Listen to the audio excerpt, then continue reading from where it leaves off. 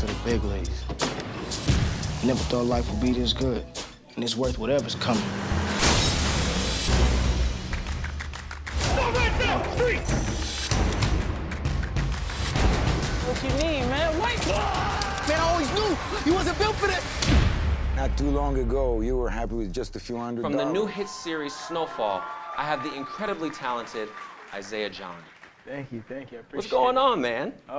Just chilling right now. I mean, we just wrapped season 2 of Snowfall, so that was an amazing season. Okay, tell me about it, man. Yeah. Tell me what we got going on in season 2. You know, season 1, everyone's getting their feet wet and getting to know their characters. And season 2, everyone is comfortable with their characters. Okay. The storyline is just out of this world. The directors that we've had this season have been incredible. Man, how's it been working with John Singleton? John Singleton is such, people ask me that all the time, and it's just, he's such a genius, you know? He's like a subtle genius. He's not like, outside of filming, you know, he's chill, but when he starts filming, he's all about business, you know? Like, like he's all about business. If he wants a shot, he's getting that shot. You know, like, and his directing is, like, I'll be doing a scene, and I'll be so confident in what I'm doing, and he'll be like, okay, now do it this way. I'm like, are you sure?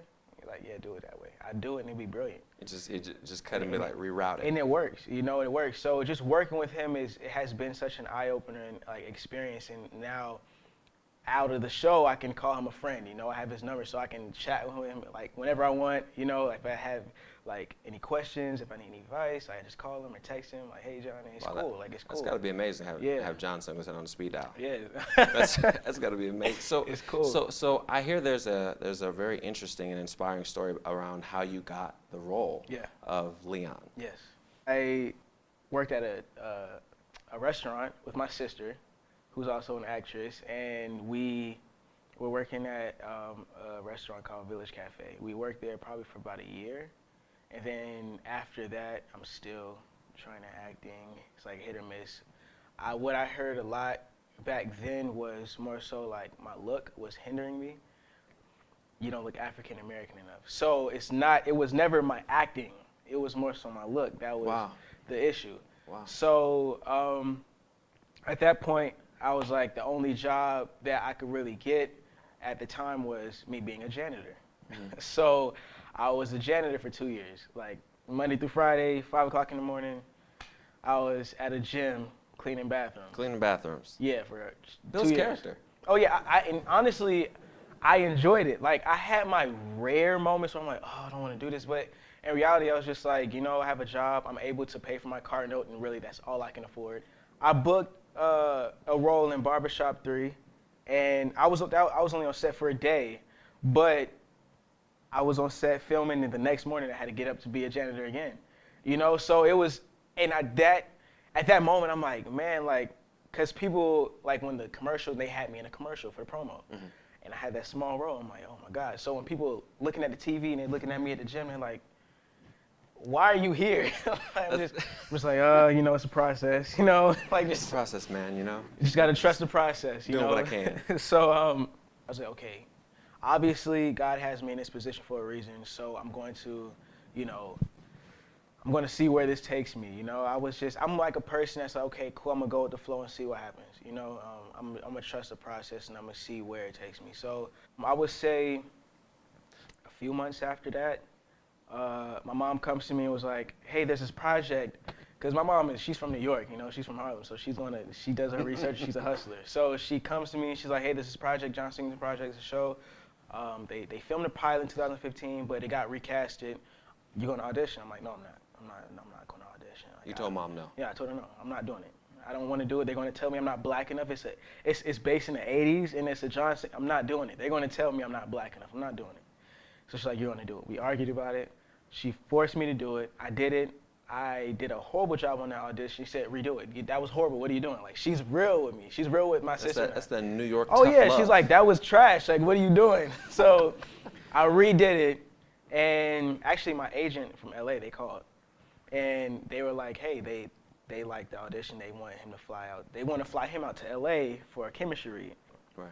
So I was like, you know what, I'm just gonna take this leap of faith and I'm gonna just go out there. It was supposed to be a 3-day trip. It was a Tuesday, Wednesday, Thursday. I got there on Tuesday. My callback was Wednesday, and I was supposed to come back on Thursday if I didn't book. They gave me sides to study.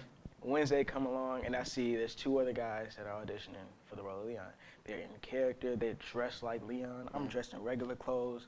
I'm like, I get in there. There's like 15, there's like producers, directors, writers, like just people from Fox. Like I was like, oh my God. And the whole time you're thinking, I'm not black enough. Yeah, I'm not going to book this, so I'm just going to wing it and see what happens. But at that moment, I went into the room, and what I noticed is that the lead of the show, Damson Idris, he, with the other guys that auditioned, before they would go in the room, he's like in the hallway talking to them, trying to build some quick rapport, like trying to build some quick chemistry before they do that. But before I go in there, he didn't do it with me. So I walk in there like, you're broke. You have not, like, I have a screenshot of my bank account. I had $1.68 when I went out to LA. Like, I was broke. I was like, bro, like just kill this audition and see what happens. You're like creating your own documentary. You know, you got the breakdown, how much money I have during the And what's crazy, cause it's like, I feel like everyone has their moment, everyone has their time. So it's like, just document the process until you get to that point. Cause you're gonna want to look back and be like, man, like, yeah, that was that moment. Like, you always want to go and look back. So you go in. Yeah, so I'm going to audition, and Damson was like, hey, what's your name? I said, Isaiah. He said, oh, that's my nephew's name. Cool. That's the only connection we had, was the fact that his nephew was named Isaiah. So I go in there, they tell me, okay, you're not going to do the sides that we gave you. We want you to improv. I was like,